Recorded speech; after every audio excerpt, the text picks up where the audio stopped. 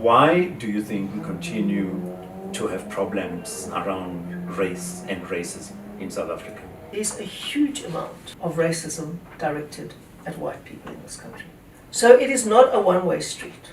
If you go on social media and see what black people say to white people and about white people, if any white person dared to say that about a black person, there would be an outcry for weeks, and rightly so. Talking about killing whites, it's normal on social media. And whites are a minority in South Africa. Remember that, when they talk about minorities in the United States, we're the minority here. There's genuine racism still, there is. I'm not going to ever deny that, and where I see it, I hate it. But this whole notion of critical race theory, which says every single institution, every single interaction in society is infused with white male heterosexual domination. And everybody's role is to dismantle that, destroy that. And all the institutions have been built to defend the white patriarchy. That's the theory behind it. And it comes in very crude form over Twitter and Facebook from America and all of that kind of nonsense. That doesn't mean to say racism does not exist. But it is very dangerous to turn that into a reason or an excuse for it.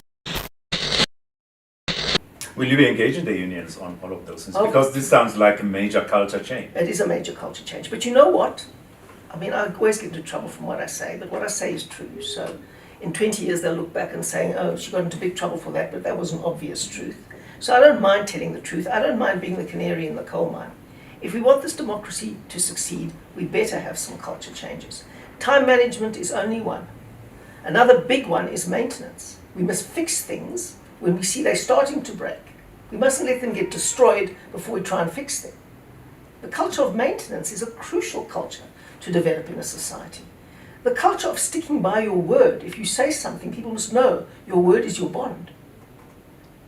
And most important of all, the culture of looking after your children if you're a father and not walking away from them. Mm. If we don't get that culture change, we're nowhere, Okay. Teachers can't make up for absent fathers. Mm. And mothers. Well, mothers usually, the South African family is a single mother raising kids, often. And it shouldn't be like that. Fathers should not be allowed to walk away from their kids. Mm. That's a culture that has to change. Yeah. But I know from saying that now there's going to be a huge outcry, and I'll be on the front page of the Sunday Times being called all kinds of names, but it is true. The GNU agreement also talks about non-racialism. It mentions non-racialism. And I wanted to ask you, why do you think we continue to have problems around race and racism in South Africa?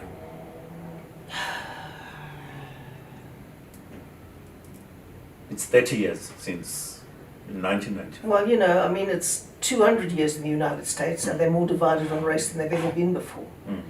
And it's because, there are many reasons. There's genuine racism still, there is. I'm not going to ever deny that, and where I see it, I hate it.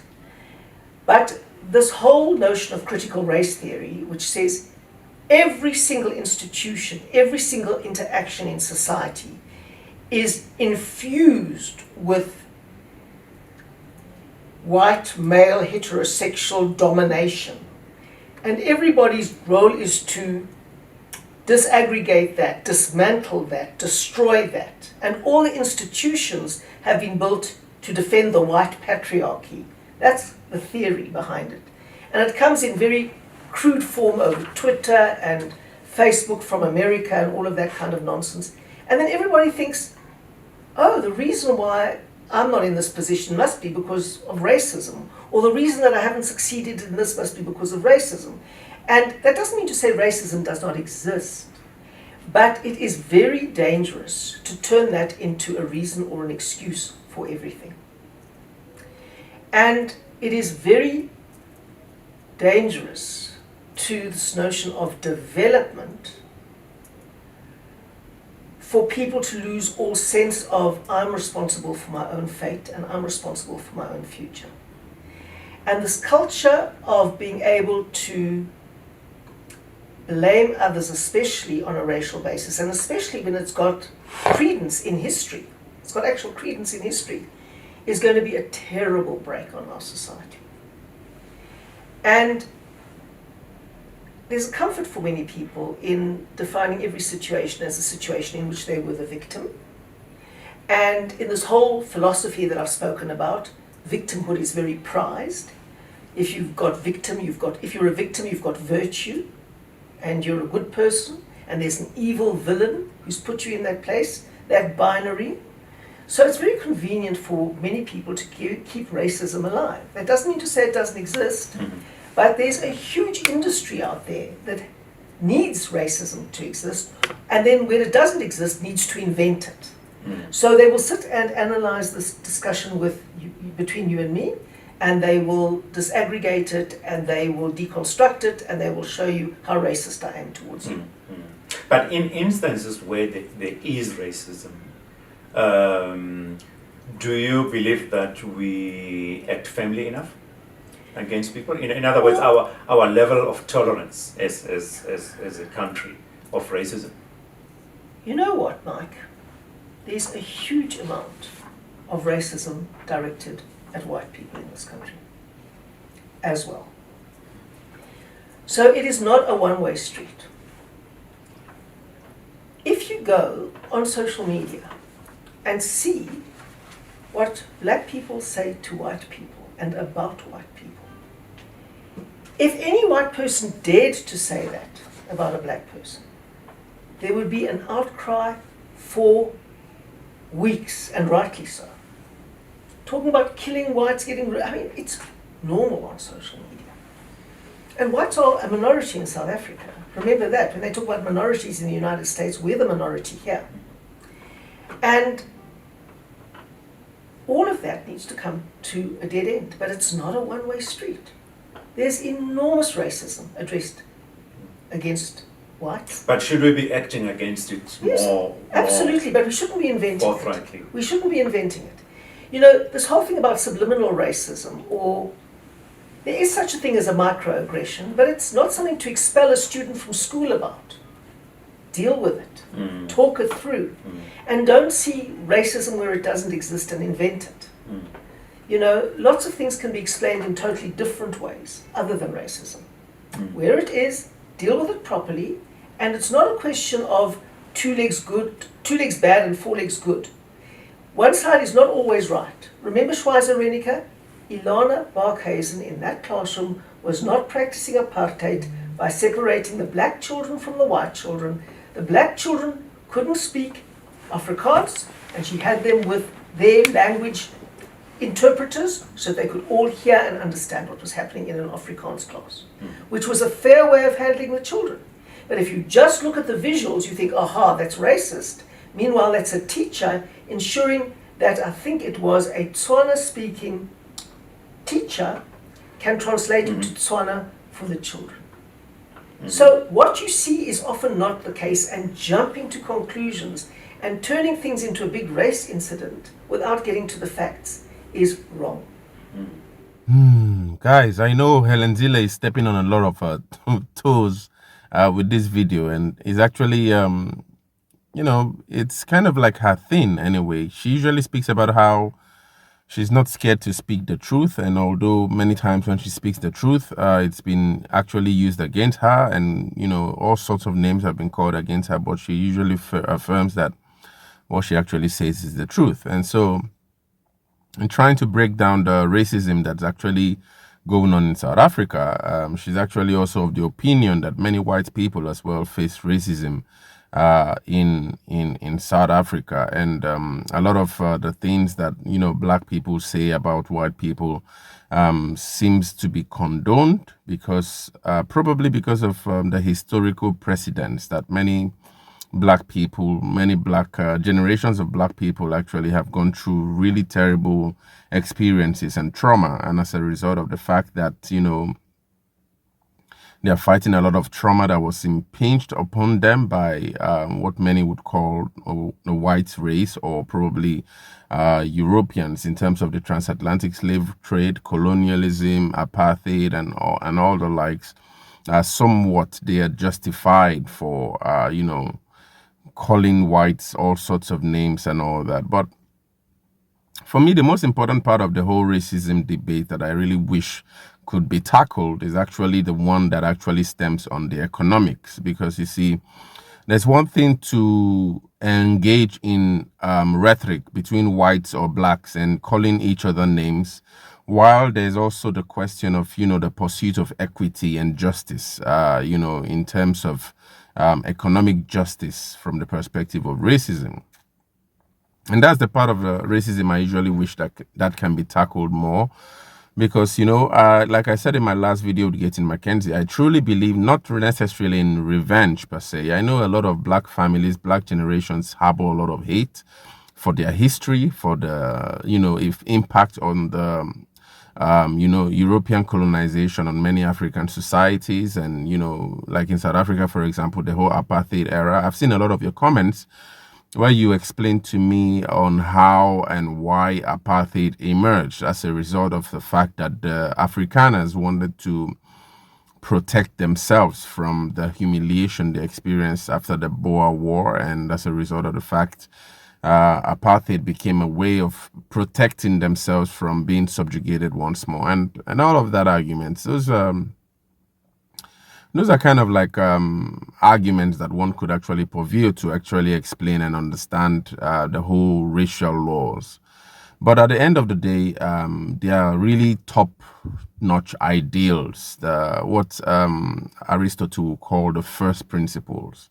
And some of them border on the pursuit of justice and equity. And these ideals are things that would never be explainable, because they sort of like border on the character of truth.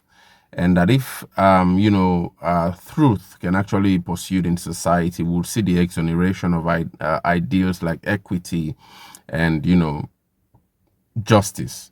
And so that's the perspective of racism I really wish can be tackled by these politicians, because racism just goes beyond calling names on social media and actually, trying to accentuate the fact that one people have been maltreated because of the color of their skin. I know that's actually also another really terrible part of racism that I really hate as well.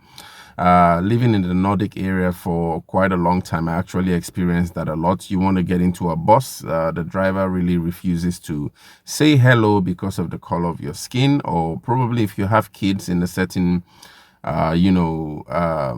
school or something, they experience some different kinds of treatment, unlike their counterparts, which are white. So these issues of racism exist. Sometimes they even are bred from the level of the family. So within the family, conversations, these suggestions or conversations emerge that then become ingrained in children. And when they see colored children in their schools or in societies, they remember the discussions they had at the dining table and sort of like